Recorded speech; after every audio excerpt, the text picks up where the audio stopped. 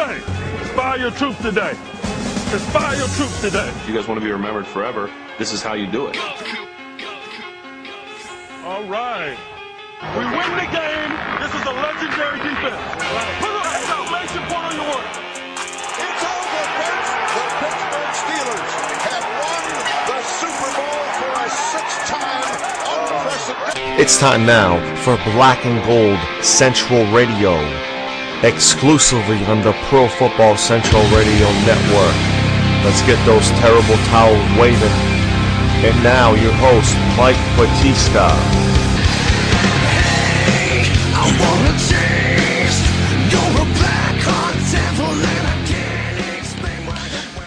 Greetings, Yinzers and non-Yinzers alike. Welcome to Black and Gold Central Radio here on the Pro Football Central Radio Network. We are sponsored by Onnit. Onnit, vitamins and supplements for peak optimum performance, and Pro Football Central Radio listeners can get 10% off by going to onnit.com/football radio. That's ONNIT.com football radio. And we're also sponsored by Bonita Tequila.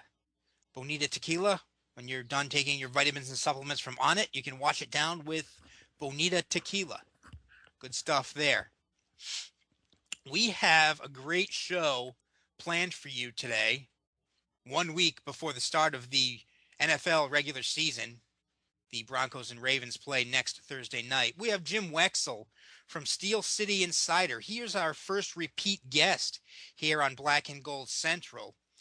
He was on a couple of weeks ago, and we're going to have him on today to talk about some of the Steelers' position battles as they head into their final preseason game of 2013 tonight at the Carolina Panthers at Bank of America Stadium. Their fourth and final preseason game is tonight. Don't expect to see the starters, but you will see a lot of the fringe roster players fighting for jobs.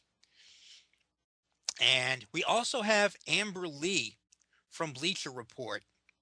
Amber Lee she's been with Bleacher Report as a writer since 2007, and she is the fourth all-time leading Bleacher Report writer in terms of all-time reads. She's got 33 million reads, so a lot of good stuff, a lot of funny stuff. We're going to kind of take a look at the lighter side of things with Amber on, and among other things, we're going to find out who is the most beautiful Pittsburgh Steeler. So you're definitely going to want to tune in for that. And I have a big announcement later on in the show. Big personal announcement. It's so big that I want to build up to it and save it for last. But the final preseason game is tonight. And it's almost like even though kids all across America are trudging back to school, the summer is over, they got to go back to school again. But for NFL players and NFL fans, tonight is like the last day of school.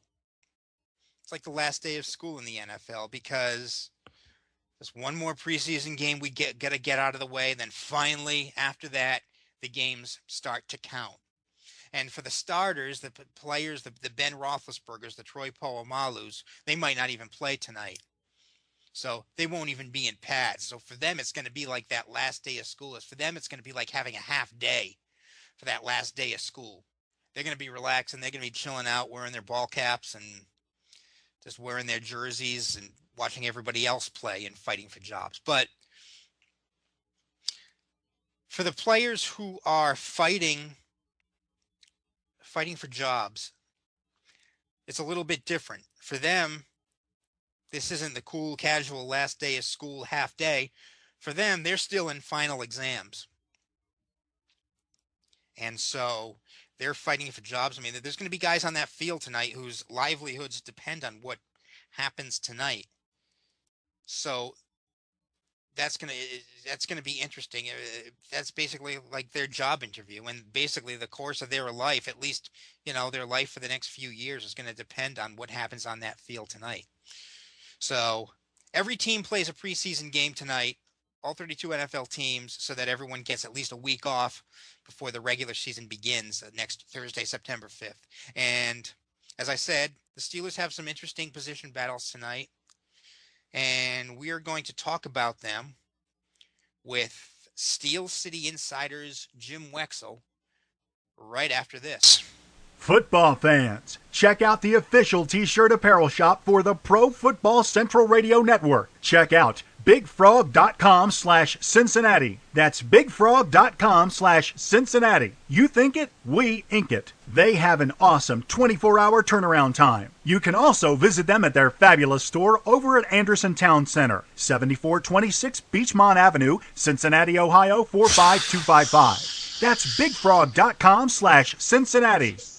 Jim Wexell here on Black and Gold Central Radio. Welcome, Jim. Hey. Jim Wexell, of course, from Steel City Insider. You are our first repeat guest here on Black and Gold Central. 3 more times, you'll be a 5-timer, and you can get one of those 5-timers club robes like they have for Saturday Night Live hosts. We have T-shirts here, but as far as I know, on Pro Football Central, we don't have the robes yet, but we can work on that. So, Jim, there's a lot of position battles in the Pittsburgh Steelers have heading into tonight's preseason finale at North Carolina. So I'm going to go over a few of them here. My first question for you, Jim, would be who starts at running back in Week 1? Who starts? Well, I guess Redmond, unless Felix Jones really shows a lot tonight. Redmond's quick. He hasn't. How much has he carried this preseason? I haven't even noticed, nor have I really cared. With all the interest in everything else. But he was a lot quicker in the spring, and I think he'll be fine. He'll be fine. Okay, good. Now, wide receiver. How many wide receivers do the Steelers keep? And if one of these guys makes the roster, who wins the battle between Derek Moy and Justin Brown? Reggie Dunn. I read your article. Just stay out of Reggie's way today. Yeah. That's my personal opinion. I would think Justin Brown beats Derek Moy. You watch Derek Moy close in practice, and you can see why he's been overlooked. He's not as athletic as these guys. He slows down to make his cuts, and he really doesn't run great routes, but he's interesting. But Justin Brown is a draft pick. He's liked by Tomlin. He has soft hands. And, wow, he was blocking great on, what was it, a little screen pass they threw. I can't even remember when. The right tackle got out there, too. Joe Long got out there. So it was a little wide receiver screen, and Justin Brown blocking his rear end off. It's interesting because what I looked at a lot on the NFL Game Rewind. One thing I noticed about Derek Moy is he seems to get a lot of yards after the catch. It seemed to me like he just makes an extra effort. And, and I thought, and I kind of wrote about it on Bleacher Report today. I thought Moy had the edge on Justin Brown in that battle for the 5th receiver spot. Well, he may, these are my opinions. He may have the edge, but that's an excellent point. He does have good run after catch skills. That's right. Now, if Reggie Dunn makes the team, is it just going to be as a kick return specialist? Do you actually see him on the field as a receiver in anything other than a Hail Mary situation? Oh, I could see them working him on the field. As his star rises, as he returns 2 and then 3 109-yard kickoffs. The coaches will want to see him with the ball in other ways. I don't know why Utah didn't get him the ball more. They didn't. Maybe there's something missing that the problem with Rainey and those guys, when they come on the field, it's pretty much going to them. It's a pretty good indication the ball's going to them. Okay. Right. Well, it's a decoy. But, I think tonight will tell us more because those guys are going to probably play 3.5, 4 quarters. So we'll get to know them a lot better after tonight. Okay, and of course we have Jim Wexell of Steel City Insider here on Black and Gold Central. Now, I read your article today, Jim, and you don't seem completely sold on Alan Baxter, the linebacker, the undrafted free agent. You think that Chris Carter beats him out for a roster spot? Yeah, I do. Carter's bigger for one. Baxter does a lot of things, but he's small. And I know the word on him is that he stays up.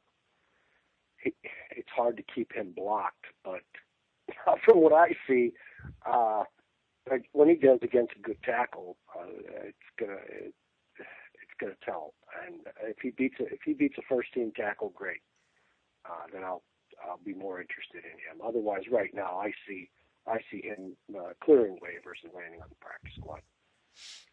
Okay, now all these position battles, sort of the undercard, I think, compared to the one I'm going to ask you about next, and that is Jason Worlds or Jarvis Jones, who starts week 1. Well, I like the rotation they have now. So I start Worlds. I want all three of them. And then, hey, maybe somebody gets really hot. Maybe somebody gets hurt. Worlds, really isn't liked by Steeler fans for whatever reason. He's not Sean Lee, I guess. But he's been productive. He's been more productive than a lot of guys they've had who've been liked, I think. But, they start with Worlds. You have to excuse me. You just woke me up out of a nap, so I'm pretty groggy still. I take those early morning. I get up at 4:30 and start, and so everybody has their article in front of them, and I can go to sleep. Well, see, that's the thing. I go to sleep at 4:30 for those 7 a.m. Bleacher Report deadlines. And I write something, get a jog in, and then I'll have to rejoin the day a little bit. Who are we talking about? Worlds. Worlds and Woodley start, and then the next series Jones comes in for Worlds, and then Worlds comes in for Woodley. And they rotate that way. And I like what they've been doing. They've been doing that in practice, and now they did it in the game. So just stick with that until Jarvis Jones makes his case that he can't be taken off the field. I like a lot of what he's doing. He still needs work, and that's why he was in the fourth quarter last week. Okay. My next question might wake you up, Jim. There's one player. Well, if you say anything about Landry Jones, I'm going to go right back to sleep. Well, yeah, he puts a lot of people to sleep. It's not about Landry Jones. It's about the job security of a player who was drafted a little higher. And you might think that I'm crazy. You might think that I've been drinking too much Bonita tequila, which is one of our sponsors. But is Cameron Hayward's roster spot in jeopardy? Oh, no. Right? No. They have defensive end problems. What is the suggestion that they keep Arnfeld? Yeah, I've been thinking about Arnfeld and just been thinking about Hayward just seems to be coming along rather slowly for someone who was drafted in the first round back in 2011. Yeah, well, Ziggy Hood understands all of those problems and the expectations. It's just not a playmaking position. I think that has a lot to do with it. They're just totally changing their game around and then trying to produce off of a changed game. I don't know. He's big enough. I haven't seen any reason to cut him. He's not getting blown open in the run game. That's always a sign where a Steeler 3-4 defensive end has to go. Hood has enough of those problems. I don't see Hayward. Although I haven't studied him, I haven't watched him when Arnfeld's on the field, I watch him and these new guys. I'm watching all the new guys. Some of these old guys, they sneak past me. So maybe you make a point, but I really haven't seen him getting blown off the ball. Well, then going forward, is Hayward going to be a starter on this team eventually? Well, both Hood and Kiesel's contracts are up. I think Kiesel's the guy that you wait till next year to let's get a glass of water. Hayward's the guy. Kiesel's the guy you wait on. I think you want Hood. I would lock him up now. and plan on having Hood and Hayward as your starters next year. And if Keith can accept the role of the backup next year, and backups have a funny way of becoming starters later in the year, I would do it that way. I have no problem with Hayward right now. Okay, now the offensive line had a really good performance in the preseason opener. Then they took a step back in the last 2 preseason games. And so obviously there's a lot of criticism heading their way. But one silver lining that I see with the Steelers' offensive line, and hopefully that doesn't change tonight, is continuity. The 5 starters have played together for the first 3 preseason games. And I know a few years back, the New York Giants won the Super Bowl and one of the reasons they were able to do that is by playing the same 5 starting offensive linemen throughout the season. And we know in the last 2 years, the Steelers have had dozens and dozens of different offensive line combinations because they haven't been able to stay healthy. If this unit of 5 offensive linemen can just stay healthy and play together more, is that a good sign for the future that this really could become a strong offensive line? Yeah, I think I have no qualms with the offensive line. I know some people want Beachum in there. I think Beachum found his niche at tight end, extra lineman. He can't run block like those guys. Mike Adams can move some people out. And Tennessee in the opener has a real soft run defense. So Mike Adams and Gilbert are going to be big parts of that, and there's no guard worth even talking about in there, I don't think. There's a lot I've liked about this preseason, and yes, continuity must. There's going to be a fine line Tom was going to walk tonight. How much more work he wants to give these guys, and how much he wants to get out of the preseason without an injury. So he's going to have to walk that fine line, but they need the work. And, Mike Adams is a key to all of it. He's going to play the hardest position, and he is the biggest risk right now. Gilbert has his inconsistencies, but he should be able to handle the right side. He handles Holly. He handled the KC guy last week. He just has some inconsistencies, and Ben can see it coming. So, but Adams has the important job. He's the guy that has to get better, and he has the feet to get better. That's the thing. That's the funny part about him. Max Starks learned how to do it with really bad feet that he couldn't change. Adams has the feet. It's just his hand work gets him in trouble, and he gives up sacks. So he's the guy that has to get better, and there's going to be a lot of growth that everybody's going to have to go through.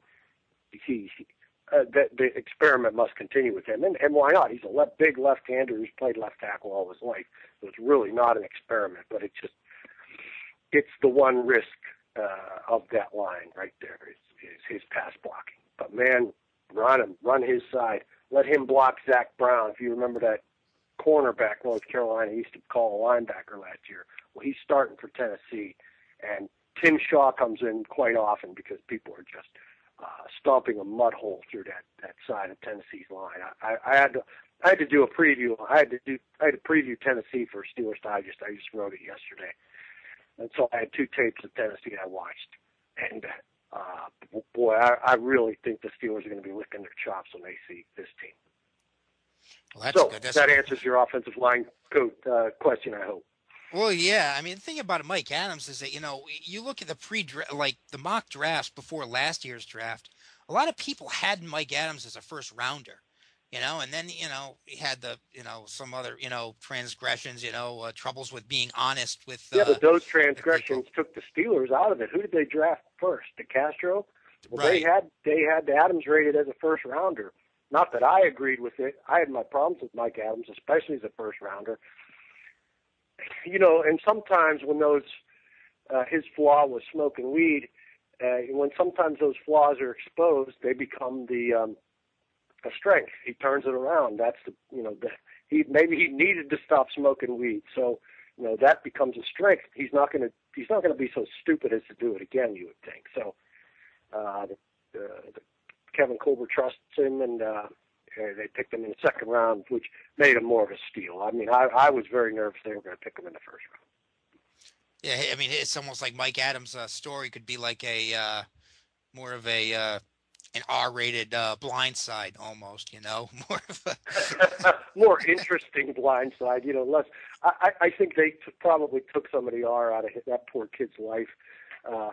Nobody's perfect, at least that perfect. I saw that movie, but smoking a little weed. If you can't stop, then it's a problem. Yeah. I come on. So and Mike, I hope he gets the other part right, the performance now, pass blocking. He's got to work on that. So. Okay, now hopefully we're just gonna wrap things up real quick, and hopefully I got you jolted awake by now, because I'm gonna. Yeah, you wake me up, and now you're gonna hang up. Well, not quite yet. We got one more thing to wrap things up, and I'll just ask you to tell us something we don't know about the Steelers. Oh, man, I think I've told everything I knew. I still had Keon Wilson information in reserve, and I had to bring back some of my.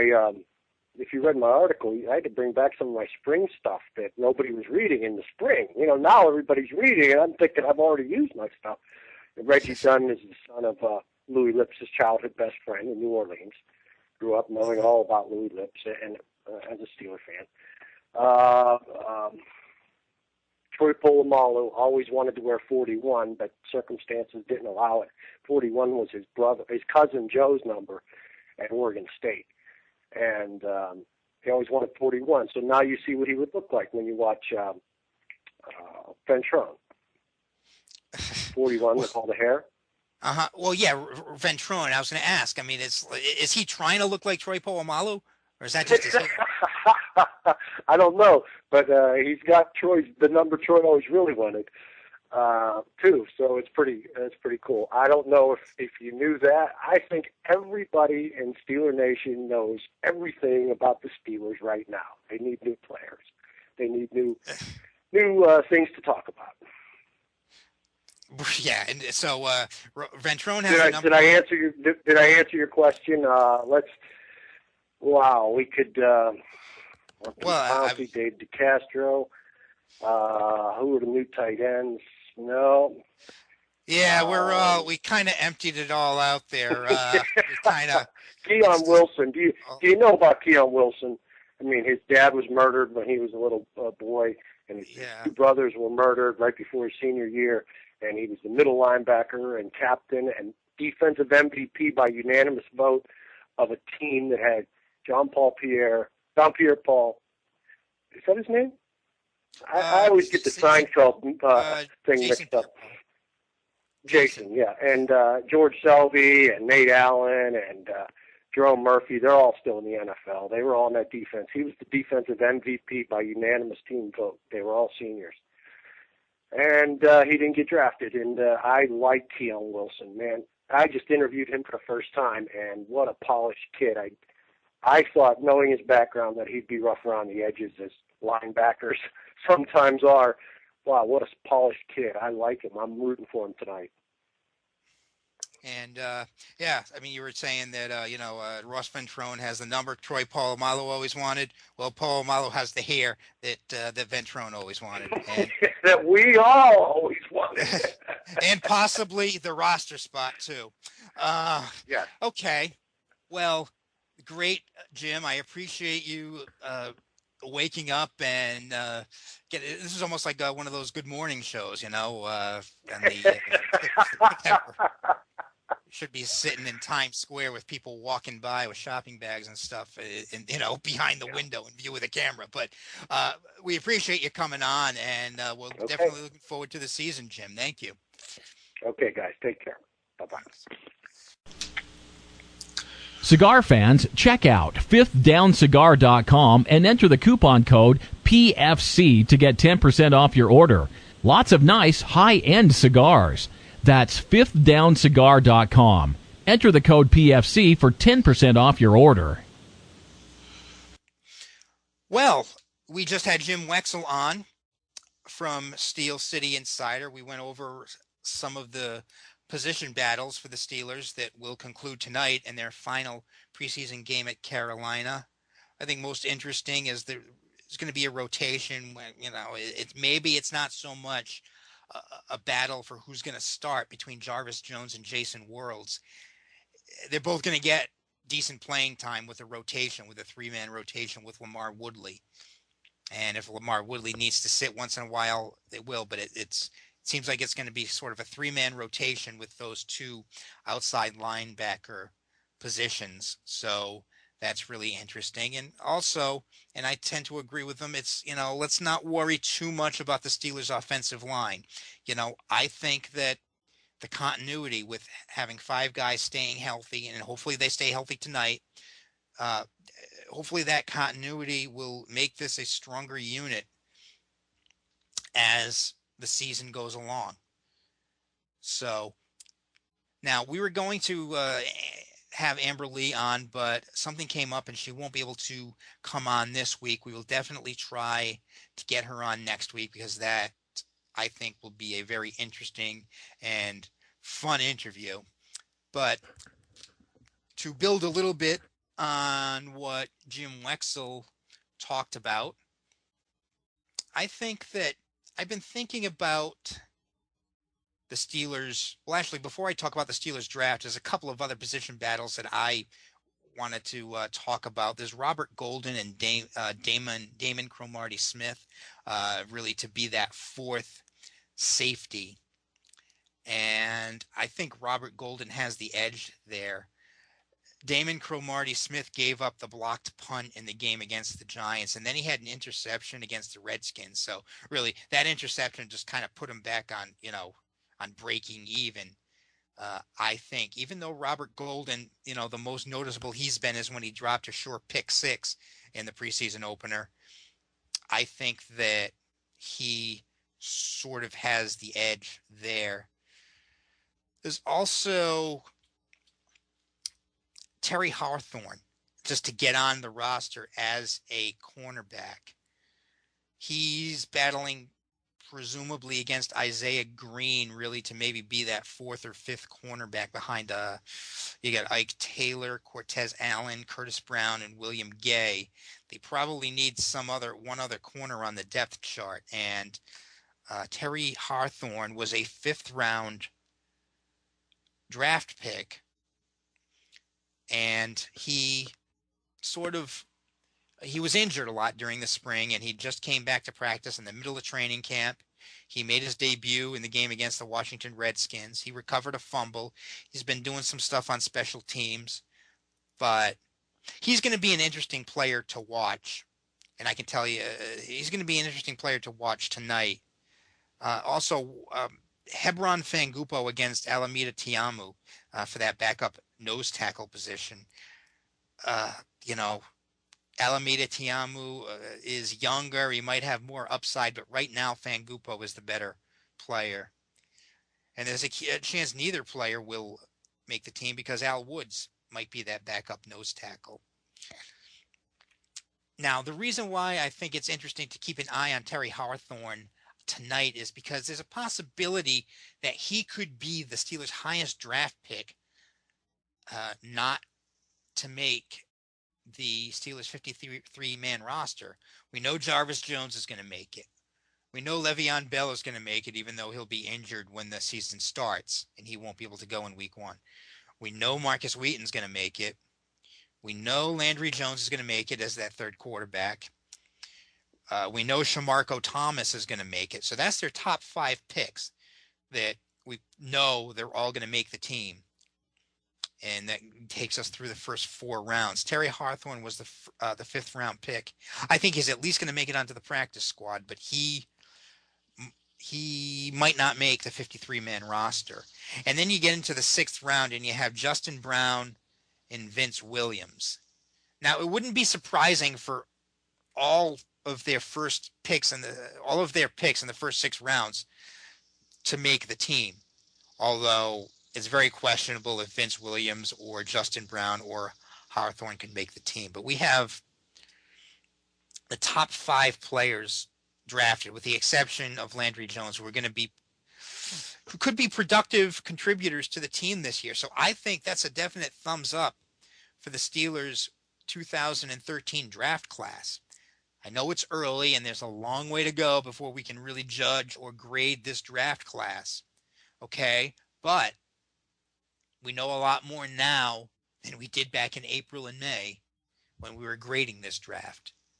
You know, the end of the preseason is a nice little checkpoint when it comes to a draft evaluation. And I got to say, so far, so good on that, on the Steelers 2013 draft. Now, I also wanted to go over a little bit. I've been wanting to go over this in previous shows, haven't really had the time, but let's talk about some of the friends of Black and Gold Central, some of the players who have been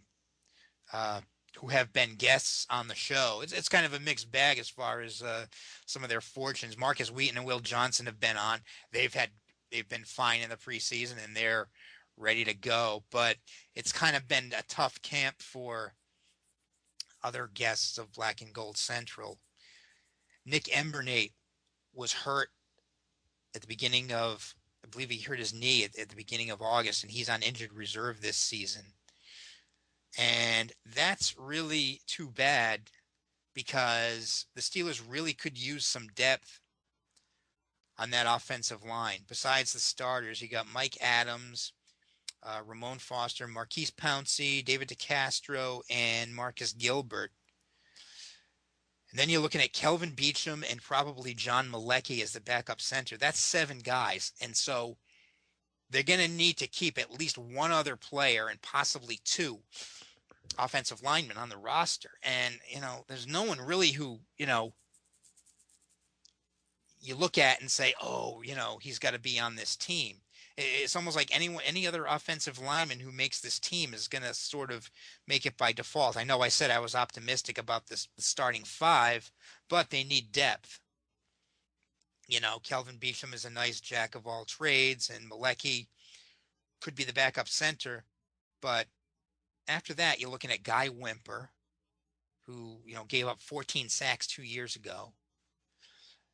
You have Joe Long, who really, he was sort of a guy who arrow was pointing up, as Mike Tomlin would say at the beginning of camp, but he really didn't see his first extended action until week 3 of the preseason against the Chiefs, and he looks like he's got a little bit of a ways to go, but he's also a possibility to make the team.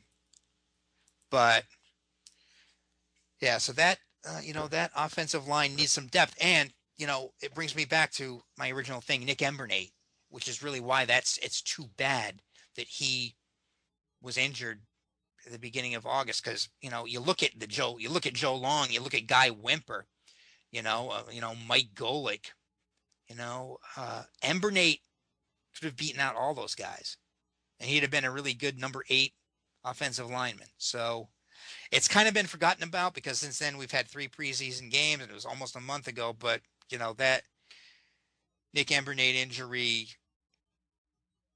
kind of hurts, so to speak.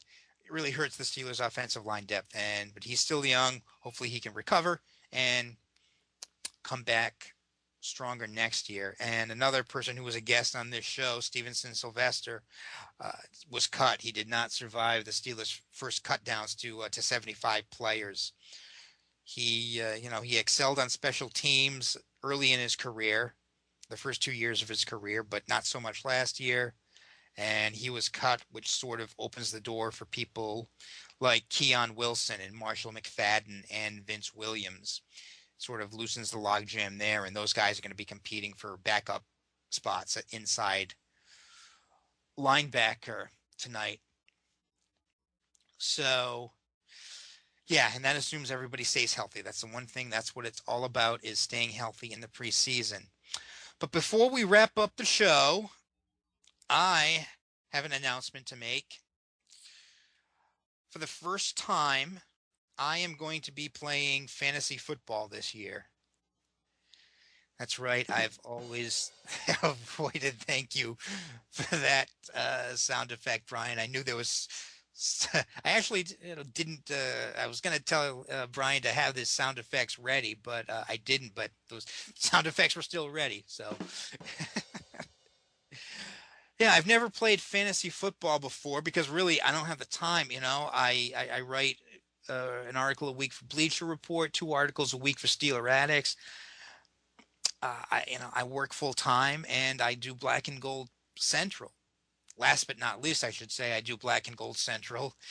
So, and I've always wondered, how am I going to fit in fantasy football? How am I going to ever fit it in? And plus, the whole fan allegiance thing. I'm going to be rooting for players who aren't Steelers to do well.